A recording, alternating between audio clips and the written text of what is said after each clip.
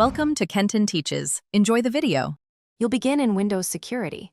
Open Start and type Windows Security, then press Enter. Once the app opens, select Virus and Threat Protection and click Manage Settings.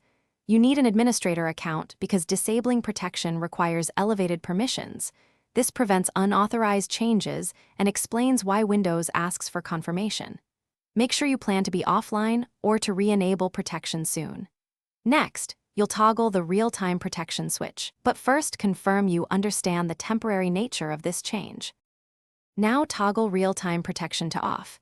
You'll see an immediate system prompt. Acknowledge any user account control requests and confirm with admin credentials if required.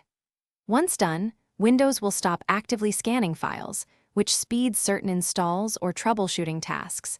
That's why you're doing it. Keep in mind group policy or Windows Update may re-enable protection automatically, so make sure to complete your task quickly. If you're running a specific app installer, launch it now while protection is disabled. Finish by immediately re-enabling real-time protection when your task is complete.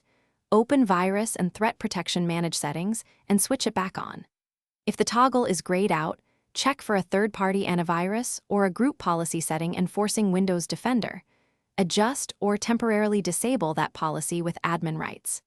If settings don't apply, restart Windows, and if needed, run sfc/scano to repair system files. Make sure to keep Defender active for ongoing protection. Thanks for watching. Please subscribe if this video was helpful.